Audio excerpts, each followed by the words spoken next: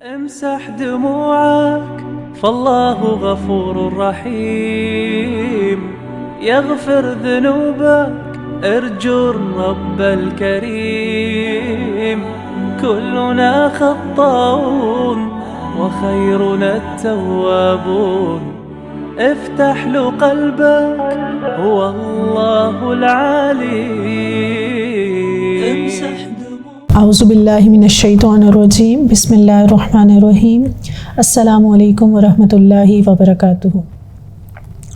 اللہ رب العزت نے امت محمدیہ پر امر بالمعروف و نہی عن المنکر کا فریضہ عائد کر رکھا ہے۔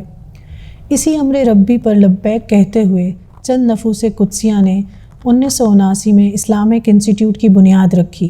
ادارے کے قیام کا بنیادی مقصد قرآن اور سنت کی روشنی میں تمام تر سیاسی، جماعتی اور فرقہ وارانہ تعصبات سے بالا تر ہو کر معاشرے سے جہالت کے اندھیروں کو دین کی روشنی سے بدلنا تھا۔ ابتدا میں یہ ایک ننھا سا پودا تھا۔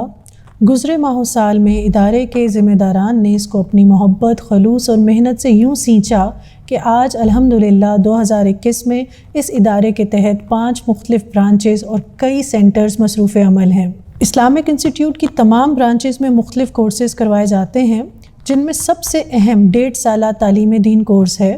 علم اور عمل کے لحاظ سے نہایت پختہ اساتذہ کرام کی زیر نگرانی 1.5 سال میں یہ کورس مکمل کروایا جاتا ہے۔ اس کورس میں سیمسٹر سسٹم کے تحت کئی سبجیکٹس کروائے جاتے ہیں، جن میں سر فہرست قرآن کا ترجمہ اور تفسیر ہے، کیونکہ قرآن ہی وہ واحد کتاب ہے جو پوری انسانیت کا ہادی اور رہبر اور زندگی کا نور اور دستور ہے۔ صحابہ کرام، تابعین اور سلف صالحین قرآن کو پڑھنے، اس کو سمجھنے، اس کی آیات میں غور و فکر کرنے اور ان کو اپنی عملی زندگی میں ڈھالنے کے لیے ہر وقت مصروف عمل رہتے تھے۔ اسی سنت کو زندہ کرنے کی کوشش کی جا رہی ہے تاکہ آج امت مسلمہ کے اندر جو ایمانی کمزوری پیدا ہو گئی ہے اس کا ازالہ ممکن ہو سکے، اور جو کمی اور کوتاہی در آئی ہے اس کو دور کیا جا سکے۔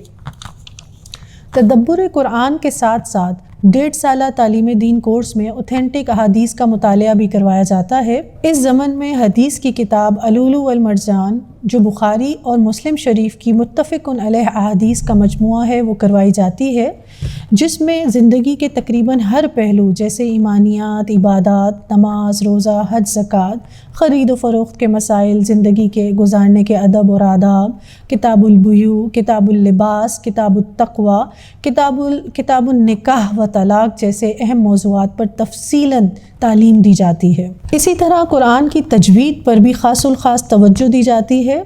قرآن کو صحیح تلفظ سے پڑھنے اور صحیح مخارج کی ادائیگی پر طالبات کو ترغیب دی جاتی ہے، کیونکہ غلط تلفظ اور غلط مخارج کے ساتھ پڑھنا نہ صرف باعث وعید بلکہ باعث عذاب بھی ہے۔ اسی طرح عربی گرامر کی کلاسز کا بھی خاص اہتمام کیا جاتا ہے۔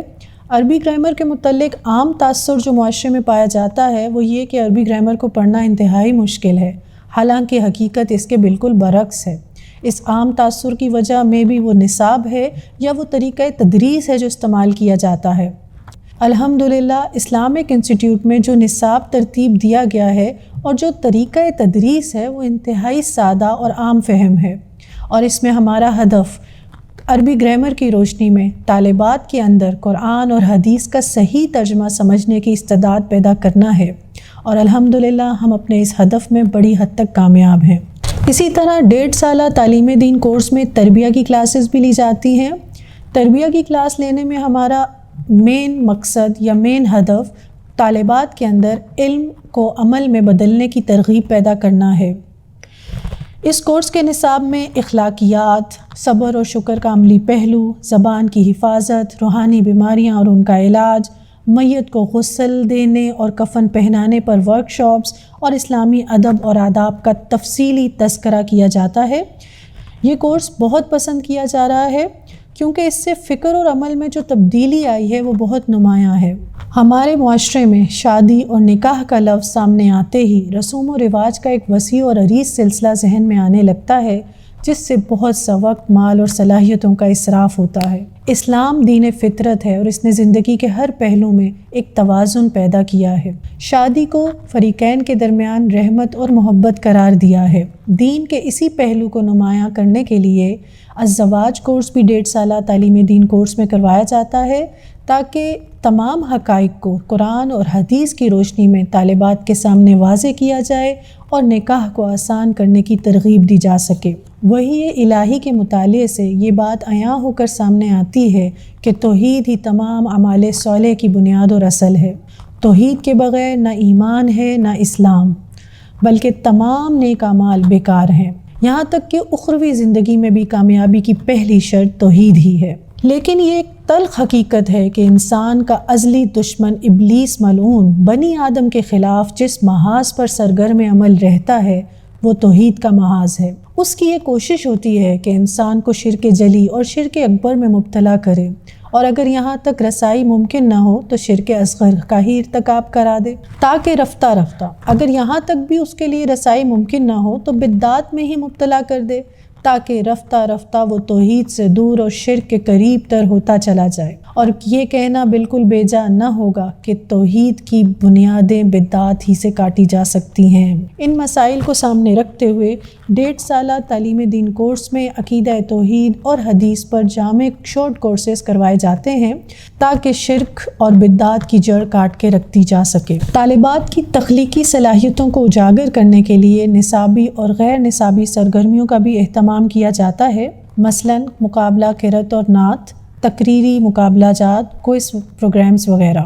رواں سال کے آغاز میں حدیث اور علوم حدیث کے حوالے سے طالبات میں شعور اور آگاہی بیدار کرنے کے لیے حدیث فیسٹیول کا انعقاد کیا گیا، جس کے تحت 6 ماہی مقابلہ جات کا اہتمام کیا گیا، جس میں اصول حدیث پر کوئز کروایا گیا۔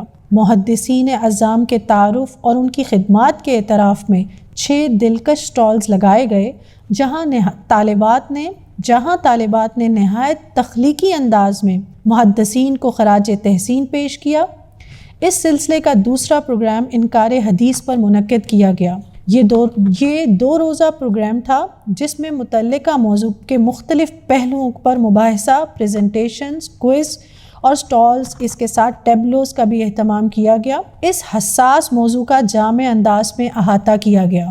1.5 سالہ تعلیم دین کورس کے اختتام پر ایک نہایت انٹرسٹنگ ٹاسک طالبات کو دیا جاتا ہے، اور اس کے بغیر کسی بھی طالبہ کو 1.5 سالہ تعلیم دین کورس کا سرٹیفکیٹ نہیں دیا جاتا، اور وہ ٹاسک یہ ہے کہ ہر طالبہ 15 روزہ کلاس اپنے گھر میں یا کہیں بھی کروائے گی، اور اس کو باقاعدہ چیک کیا جاتا ہے۔ اس ٹاسک کا بنیادی مقصد یہ ہے کہ 1.5 سالہ تعلیم دین کورس میں جو علم بچیوں نے حاصل کیا ہے اس کو عملی جامہ پہنایا جا سکے۔ الحمدللہ تمام برانچز میں یہ 1.5 سالہ کورس نہایت منظم طریقے سے کروایا جاتا ہے۔ تمام برانچز کے ایڈریس اور فون نمبر آپ کے سامنے ہیں۔ Main branch 91 Babar block, garden town. وابڈا ٹاؤن برانچ D3 110 وابڈا town. Faisal town branch 762 D block, Faisal town. Iqbal town branch 161 Gulshan block, Iqbal town. Jamil town branch 27/40 Liaquat Chowk, Jamil town, سبزہ زار۔ اللہ سے دعا ہے کہ اللہ سبحانہ وتعالیٰ اس سلسلے کو تا قیامت جاری رکھنے کی ہمیں توفیق دے، اور اس ادارے سے منسلک ہر فرد کی کوشش کو قبول فرمائے، اور اس کو ان سب کے لیے صدقہ جاریہ بنائے، اور اللہ ہم سب سے راضی ہو جائے۔ آمین ثم آمین۔ السلام علیکم ورحمۃ اللہ وبرکاتہ۔ امسح دموعك فالله غفور رحيم.